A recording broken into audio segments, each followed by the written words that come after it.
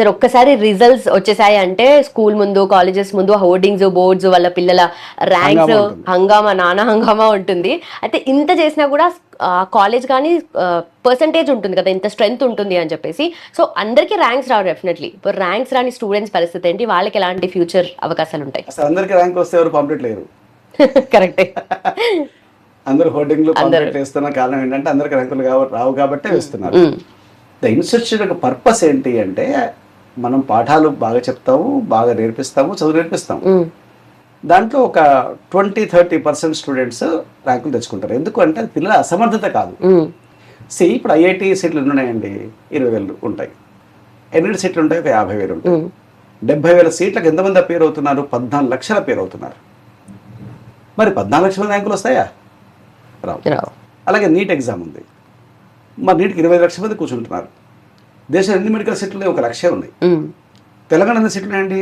6,000-7,000 సీట్లు ఉన్నాయి. రాసేవాడు ఎంతమంది? 50,000 మంది ఉన్నారు. సో రాసే ప్రతి స్టూడెంట్కి ర్యాంక్ ఏ సంస్థలోనూ రాదు. కరెక్ట్.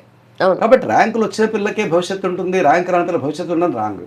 మనం ర్యాంకర్స్ తయారు చేస్తాము, ర్యాంకుల కోసం ప్రయత్నం చేస్తాము, బాగా పోరాడతాము, పిల్లలతో వర్క్ చేస్తాము. ఆ ర్యాంకులు వచ్చే పిల్లలు అందులో 20%, 30% ఆ పిల్లలు ఉంటారు. ఏ సంస్థలో అలాగే ఉంటారు.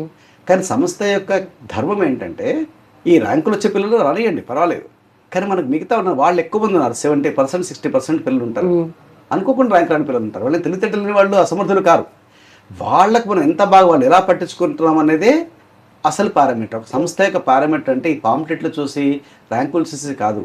ఈ మెజారిటీ సెక్షన్ 60% ఆఫ్ స్టూడెంట్స్ అసమర్థులుగా తయారు చేయకుండా ఈ ర్యాంకుల వేటలో పడి వాళ్ళ టాప్ పిల్లలు మాత్రమే ఫోకస్ చేసి వాళ్ళకే మంచి టీచర్లను పెట్టి వాళ్ళ వెనకాలే పడి చేస్తున్నప్పటికీ ఈ మిగతా 60-70% పిల్లలకు కూడా సరియైన విధంగా కాన్సెప్ట్ నేర్పి వాళ్ళకు భవిష్యత్తులో ఇంకా రకరకాల ఫీల్డ్స్ ఉన్నాయి. క్లాట్ ఎగ్జామ్ రాయొచ్చు, తర్వాత వాళ్ళు లా కోర్స్ వైపు వెళ్ళి క్లాట్ రాయొచ్చు, సిఏ కోర్సులకు వెళ్ళొచ్చు, ఫ్యాషన్ డిజైనింగ్కి వెళ్ళొచ్చు, తర్వాత డైరెక్టర్స్ కావచ్చు, తర్వాత స్పోర్ట్స్లోకి వెళ్ళొచ్చు, తర్వాత కామర్స్ సైడ్ వెళ్ళొచ్చు. ఇలా ఎన్ని భాగాల్లోకి వెళ్ళే వాళ్ళు ఉన్నారు.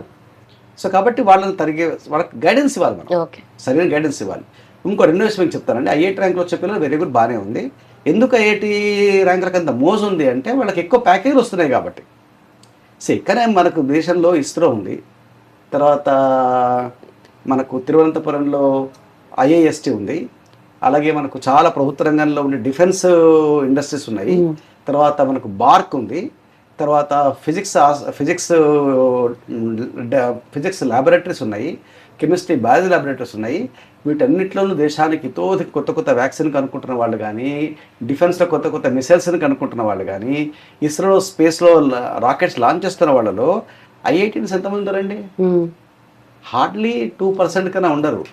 మిగతా వాళ్ళందరూ మామూలు రకరకాల కాలేజ్ చదువుకునే పిల్లలే అందులో చేరి అద్భుతాలు చేస్తున్నారు. సో అక్కడ వాళ్ళ ఐక్యూలోనూ వాళ్ళ యొక్క తెలివితేటలోనూ వాళ్ళ క్యాలిబర్లోనూ తేడా లేదు. సరే, వాళ్ళకి ఒక ఐటీ చదువుకునే అవకాశం లభించాలి అంతే. వాళ్ళు as a people they are very very fine and intellectual people they are all. So కాబట్టి ఆ బ్రాకెట్లోకి రాని, ర్యాంకుల్లోకి రాని ఆ బ్రాకెట్లో రాని పిల్లలకు కూడా విశేషమైనటువంటి టాలెంట్స్ ఉంటాయి. వాటిని మనం వాళ్ళని ఛానలైజ్ చేయాలి.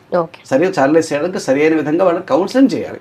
చేస్తే వాళ్ళ ర్యాంకులు లేకపోయినా రకరకాల ఫీల్డ్స్లో చాలా ముందంజ వేస్తారు. దాన్నే మేము ఆర్గానిక్ చదువు అంటాం. ఆర్గానిక్ చదువు చెప్పడం అంటే ప్రతి మొక్క ఎదగాలండి. పొలంలో మనం ఒక 100 మామిడి మొక్కలు వేస్తే 2 మామిడి మొక్కలు బాగా పెరిగి 99 మొక్కలు పాడైపోతే అది సమాజానికి మంచి అయినా వ్యవసాయమైనా మనకు ఆ 100 మొక్కలు బాగా ఎదగాలి.